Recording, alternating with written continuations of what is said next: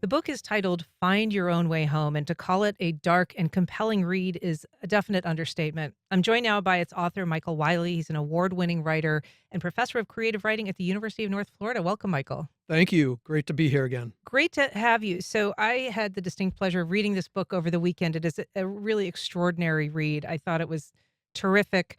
Um, and I'm not usually reading much crime novels. I mean, that's not kind of my bag. So it is a departure for me to, I think, find a book like this is totally enthralling, beautifully written.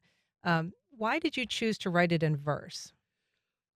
I have written a lot of novels. I've got a dozen novels at this point, and one of the things that I've always loved as a reader has been the cadence in the best writing. And this doesn't have to be crime fiction alone, but there are certain writers, Daniel Woodrell, James Cain, a number of others, who write with a kind of a rhythmic quality that contributes to suspense, contributes to a sense of drama, and I've always wanted to work on that. My own background, as a reader and as a teacher also involves teaching late 18th, early 19th century British literature, which involves a lot of verse, a lot of poetry.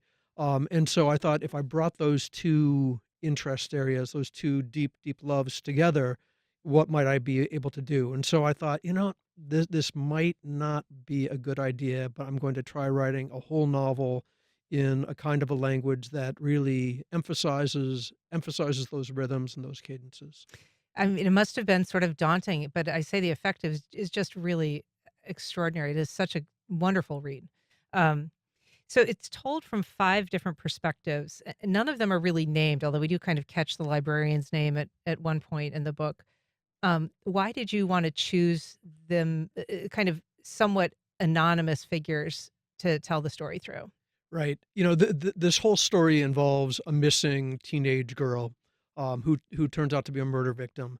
And the 5 narrators are her boyfriend, um, uh, a truck stop or a truck stop preacher, a librarian, a woman who's a long haul truck driver, and a police detective.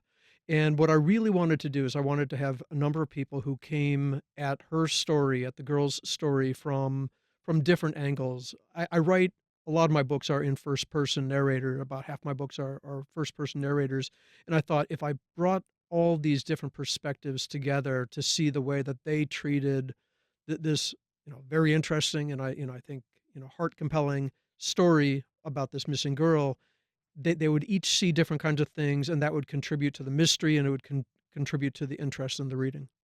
And they're all kind of deeply flawed characters in some way or another. The book is very dark, and but, gripping.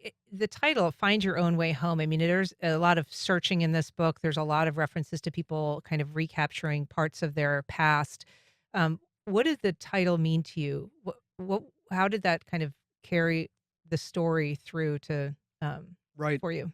The original title of this was Whole, just Hole, and the publisher wanted me to have a title that, I don't know, maybe brought people in a little bit more fully. And Find Your Own Way Home, in some senses, is the flip side of a whole. The whole is the space between the various narrations, the various narratives that the 5 people tell. The whole is the missing girl. Find Your Own Way Home, gives that little spark of light in the darkness. As you say, it's a fairly dark novel, and I tend to write dark novels. But one of the reasons I love the dark is that when there's a little glimmering of light, just a spark of light, it's amazing what you can see. And so, finding your own way home, in many respects, is the narrative arc of this story. Is by the very end, in some limited sense, the characters have at least some of the characters have found the place that they've been seeking. And light is kind of a theme in that book. I mean, in addition to the violence, there's you have a line where you say that, in that we might bend the way the light bends towards the dark without succumbing to it. So, that sliver of hope amid all of this, um, really kind of grim happenings. Thank you. Yeah, that's definitely the goal. Is I definitely like the idea that there's a space to which we are moving, a place where there is light, and I'm a fairly cheerful guy myself, but but I'm very compelled always, as I am on watching television and reading other people's books as well, that I'm always compelled by that darkness and the little bit of light that shines through. Those are the human qualities. Yeah, and you're gonna read us a segment, I believe, from the first section of the book. This is the segment where it's kind of told through the perspective of Allison's boyfriend. Yes, yes, this is the boyfriend, and the boyfriend goes driving around in a pickup truck around a town named Hollow Rock. It's in Tennessee, very rural, very away from everything.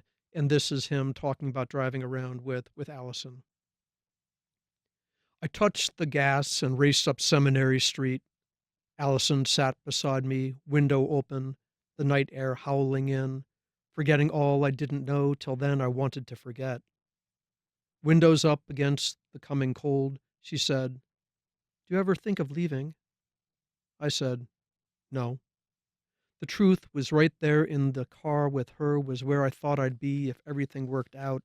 A boy like me who knew how engines worked. I could have told her that I knew every road in Hollow Rock and that I closed my eyes on High Street, blindly driving all its bends like windings in my dreams. I could have said I was a dustball boy and dustball boys like dustball towns. I could have told her flying off the Hollow Rock Branch Railroad tracks 100 miles an hour was far enough and high as I would go. She said, "I think of leaving all the time." And I said, "Don't." She held to me. I held to her. You can't blame kids for dancing that way, holding each other like they'll fall, feet shuffling on wooden floors. Beautiful. Thank you, Michael. We actually have a call from Christine in San Marco. I think she perhaps has read your work before. Good morning, Christine. Go ahead. Good morning.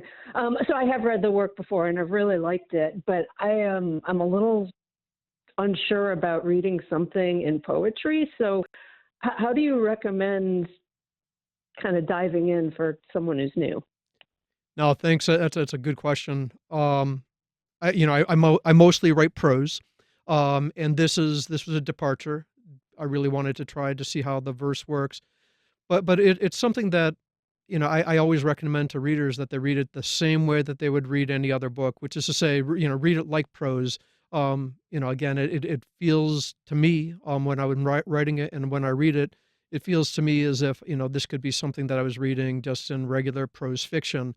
The passage I just read, I'm guessing that not a whole lot of people would be able to hear where the lines break. They do contribute to the reading, but it's a story. It's a story like any other story. Yeah, and I would say, Christine, I wasn't sure if I would find it a little off-putting when I started reading it this weekend, but it really is very captivating, and it furthers the story. It really doesn't distract you once you're in it.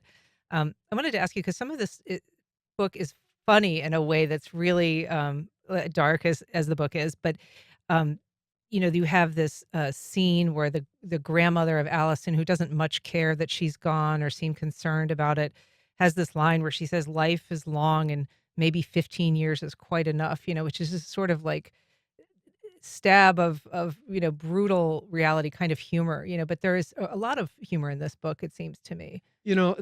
Again, I love dark humor, but some of this is also it's just we can laugh or we can cry, and usually my tendency is to laugh.